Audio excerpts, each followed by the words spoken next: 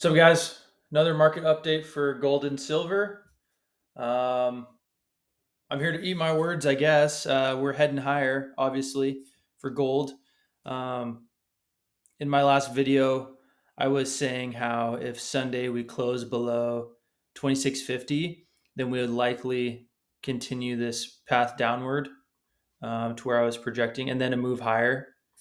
Um, Either way, I was still targeting 2800. I guess I was just expecting this dip to go a bit lower to the 2550 range.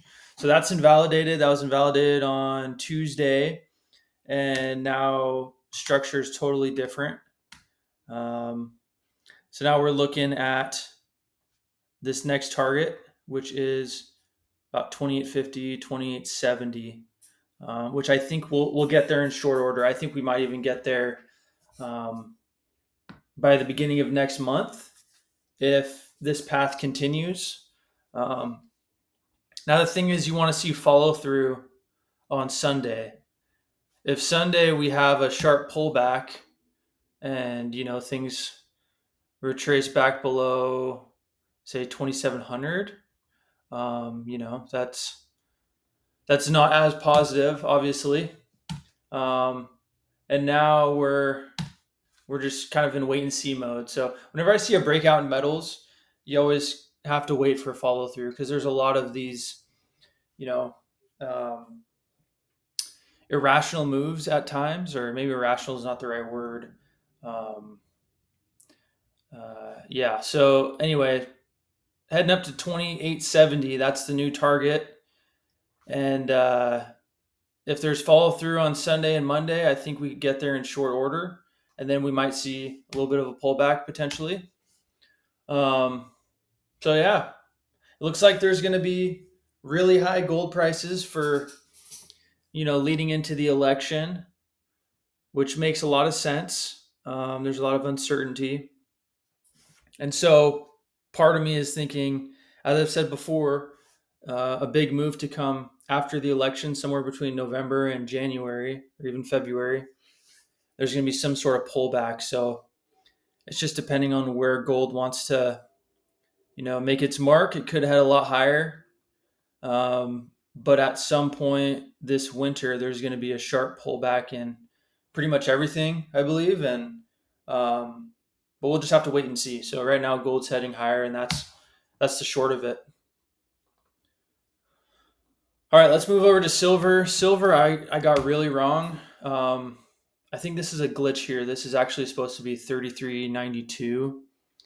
So the candle is actually, at its high. So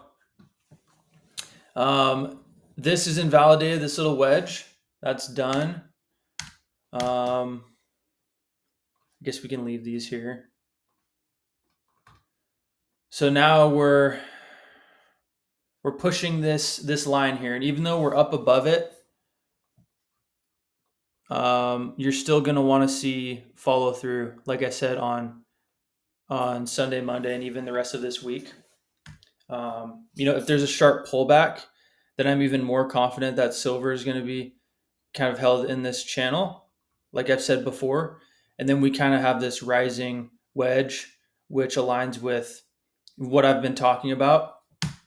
I just wasn't expecting a breakthrough through this line here.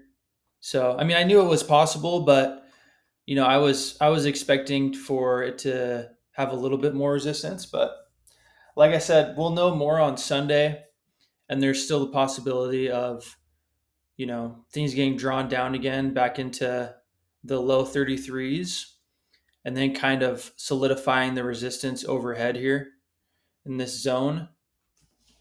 Um, so yeah, want to see follow through.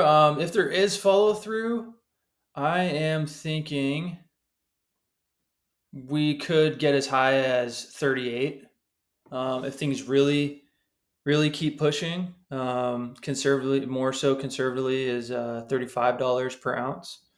But if there's some nasty selling action on Sunday, and things kind of get pushed back down, there's the chance of this sort of action here um, until things roll over, which I'm expecting to happen. So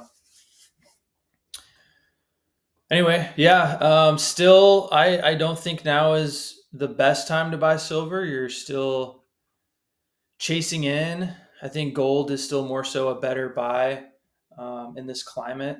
You could, buy it for 34 and it could hit 38 or whatever, but the premiums and the spreads are so wide on silver. You're probably not going to be able to trade that with physical. This is an interesting trade for paper, but when I was talking on Sunday and we had this kind of resistance here, you would want to be playing this here. Like this is where you want to, this is probably where you would have wanted to make your entry and then ride it from here and then had a type stop loss down below. But yeah, this is still not a good entry even for paper. So maybe there's some possibility in the miners. I'm not really sure. I haven't looked at them. I only own one miner right now, one silver miner, and that's Bunker Hill Mining. Quick plug for them. My grandfather was the head of purchasing there back in the 80s, back in its heyday. And they're restarting the mine. So it's an interesting project. I could do some analysis on that if anybody wants to see it.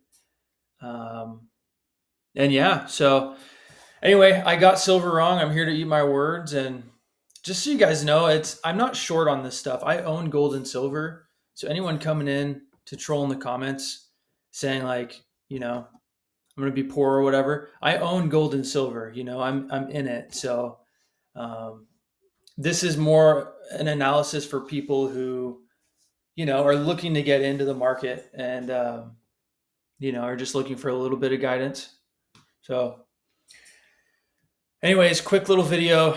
Gold to 28.50, silver to probably 35.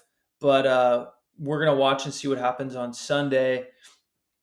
And if there's some nasty selling action, then there's possibility for a retrace in the metals, at least in the short term. So I'm more bullish on gold right now because I think it has less sellers out there of it. So anyway, catch you on the next one. If you want to support me in making these videos, you can visit the link below and see what we have for sale. We have gold and silver bullion at FS Metals, platinum and palladium, numismatic coins, paper money, gemstones, diamonds, all sorts of stuff. So click the link below, give it a visit, and we'll catch you in the next one. Thanks, guys.